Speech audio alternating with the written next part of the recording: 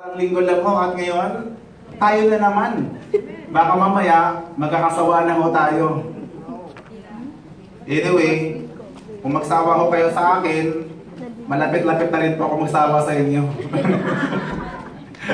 Anyway, ang akin lang po pakiusap mga kapatid, that's just to open your mind. Sa gayon, alam niyo po kasi naman, ang salita ho ng Diyos, there are so many layers of truth po yan, na makukuha ho natin as long na tayo po ay attentively and sincere lang sa ating pong pakikinig, mga kapatid sa Panginoon.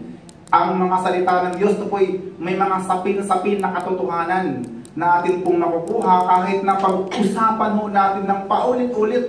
Kaya ho kanina mga kapatid, yung binahagi ko ni Father, sabi ko maganda ho ito sapagkat susundan ho natin at titingnan ho natin pa rin yung mga nakaka-excite po na katotohanan na makikita ho natin dito sa itinuro ng Panginoon sa kanya pong mga alagad. So yung ating pong pag-uusapan ngayon is all about prayer. Ang pamagat po nito, what a prayer is. Ano po ba ang panalangin? Ano po ba ito, mga kapatid sa Panginoon? At paano ho tayo magbenepisyo sa panalangin na ito at paano tayo mananalangin?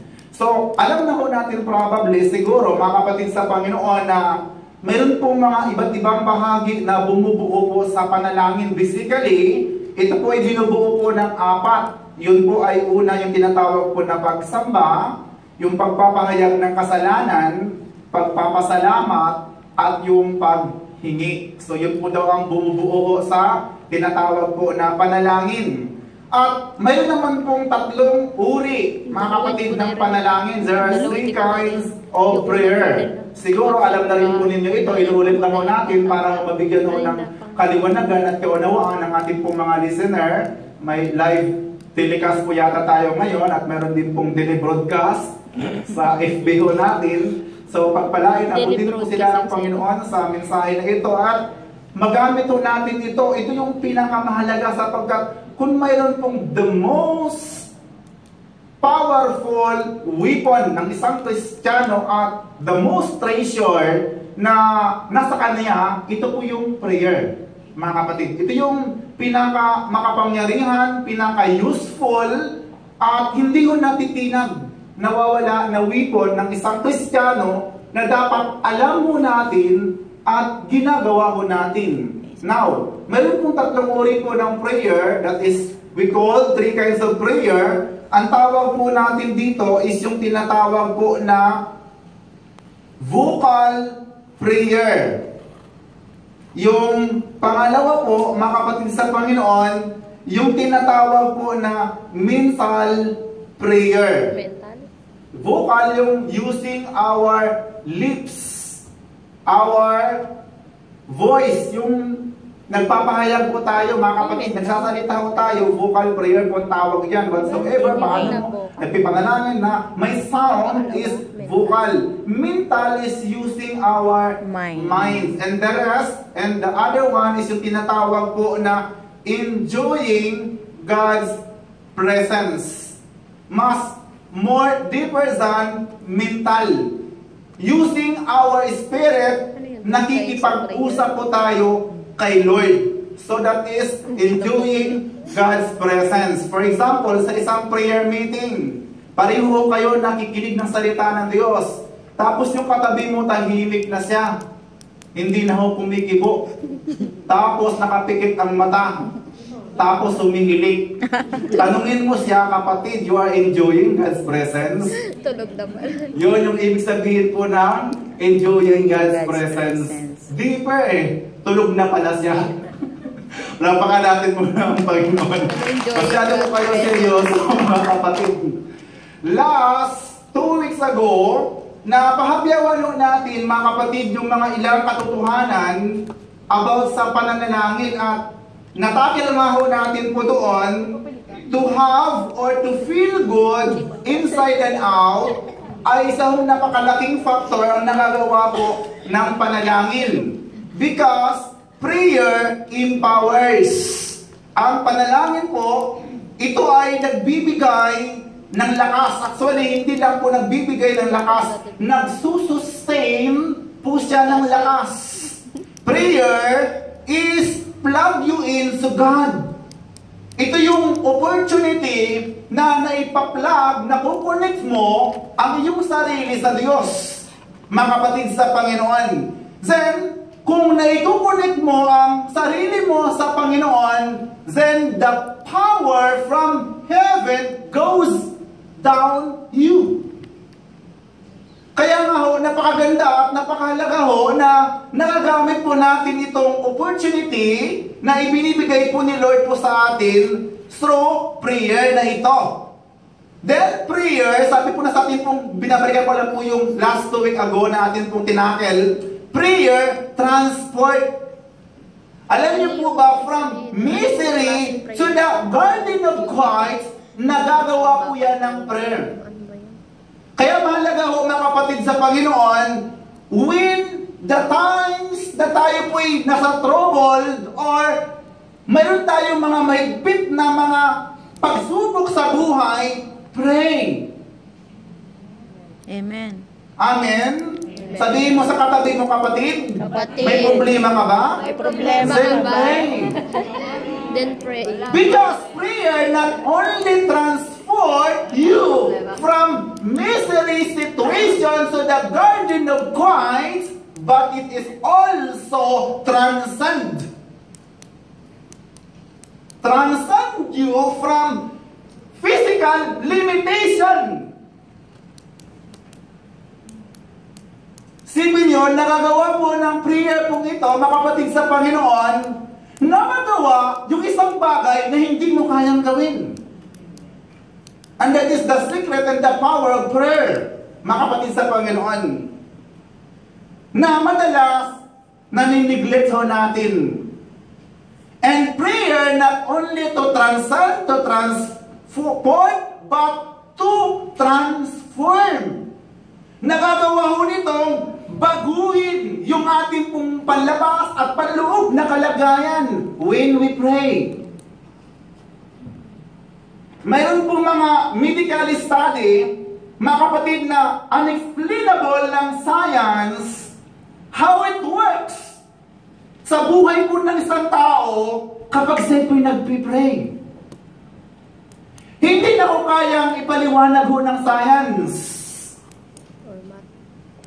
ang nagagawa ng panalangin ng isang tao na may pananampalataya.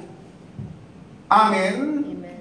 So mayroon akong kadugtong, mga kapatid sa Panginoon, na panalangin na may pananampalataya. Kasi pwede po, manalangin po tayo, pero walang effect. It is because there is no faith in prayer. Amen? Amen. Sa mga tuwid, mga kapatid sa Panginoon, prayer is a mental exercise. Work and practice. Therefore, prayer is accompanied to faith. Magkarugtong po yan, magkagapay po yan. Therefore, prayer is a faith. Ano ang kasabihan? Not saying, mga kapatid sa Panginoon, but it is truth and word of God that faith can move mountains. You have the mountains, then have faith and pray. Then your mountains, it will go. Amen? Amen. Palakpakan natin muna ang Panginoon. Faith move mountain. Mountain or your faith na ito, it drives. Yung mountains po kasi meron po yung mga symbolic meaning sa Israel. Na kapag sila po ay meron po mga mabibigat ng problema, instead na sabihin na meron siyang problema, sinasabi, meron akong bundok. Hindi kinutuko yung problem, but instead, mountain. So ano pong nagawa po ng prayer na yan na may pananampalataya? Drive mountains of trials and evil spirit throughout our mind. Nagagawa po ng prayer o ng faith na yan na palayasin, na iguho, na anong gawin doon? na mawala, na tumalima ang mga evil spirit na yan na nasa atin na naman kaisipan. Alam niyo po ba yun? Yung problema nasa isip naman po natin eh. Hindi naman actually problema yan, kaya naging problema dahil may problema mo. Pero malaki na rin kasi yung problema kapag wala kang problema. Ikaw naman. Tingnan mo katabi mo, problema siya o may problema? Problema ko siya. Prapakan natin muna ang Panginoon. Huwag siyang problema, may problema lang. Tanungin mo nga sa kapatid, may problema ka ba? Kapatid, may problema ka ba? Pero hindi ka ba ang problema? Pero hindi ka ba problema? Palakpakan natin muli ang Panginoon. Now, back to our readings. Tingnan natin yung sinasabi nga ho dito na what the prayers. Ano po itong panalangin na sinasabi po ni Jesus? Nasa intro pa lang tayo po kanina. Huwag ko kayong mag-alala sapagkat tatapusin na agad natin ito sapagkat ako po ay actually hindi dapat ako dito ngayon. Kasi meron po akong schedule, may appointment po ako. Nagkaroon ako ng conflict sa mga schedule. Kaya sabi ko, pwede na lang ako dito. Matuloy lang po yung appointment ko after nito.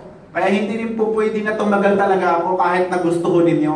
At saka ayaw ko naman talaga na, alam ko naman talaga na ayaw nyo rin na mahaba. Palakpakan natin mo na Panginoon. Magmamadali kayo, akala nyo may makakain kayo, wala naman. Ang lakas ng magpalos. Pagkain naman ang minamadalian nyo. So, tayo mo natin. Sabi po dito, si Jesus ay madalas mong manalangin. Makita ho natin ang Panginoong Hesus sa kanya pong lifestyle. Now, dito tinuturuan ho tayo ng Panginoon na prayer is not only a saying word. Hindi lamang yung nagpipray ka. Yung sinasabi po ng 1 Thessalonians 5:17 to 18 na always pray. Yun ba'y lagi kang talagang manalangin na bla bla bla bla bla? Ganun ba yun? Ibig sabihin noon? At maging si Jesus ay, sabi po dito, lagi po siya nagpipray. Pero ano po ba yun? Prayer sa makatuwid, it is a lifestyle. It is righteousness, action, and lifestyle. Pwede ka mag-pray.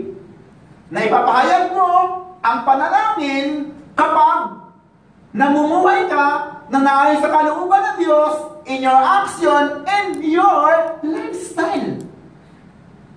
Lifestyle po ni Jesus ang manalangin, sabi ko dito.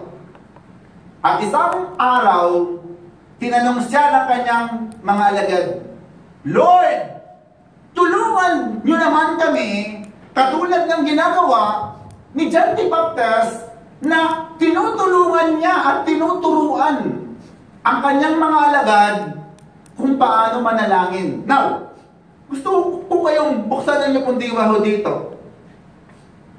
Bago pa po si Jesus, may mga pagtuturo po ng panalangin ng relihiyon o ng mga sikta. Ibig sabihin, mayroon ng pattern na itinuturo ang mga religious leader kung paano po manalangin. Kaya po dumating sa punto na ang mga alagad po ni Jesus ay humingi din po ng kaalaman kung paano manalangin. Naunawaan po ba ninyo? Ito ang sinabi po ni Jesus. Tuloy natin. Ang mga alagad niya, Lord, teach us to pray. Just as John taught his disciple. Then Jesus said to them, when you pray, say, Father, hallowed be your name. Your kingdom come. Give us each day our daily bread, and forgive us our sins. For we also forgive everyone who sins against us, and lead us not into temptation. Parang wala namang effect Di ba? Kasi, bukang bibig naman natin yan eh.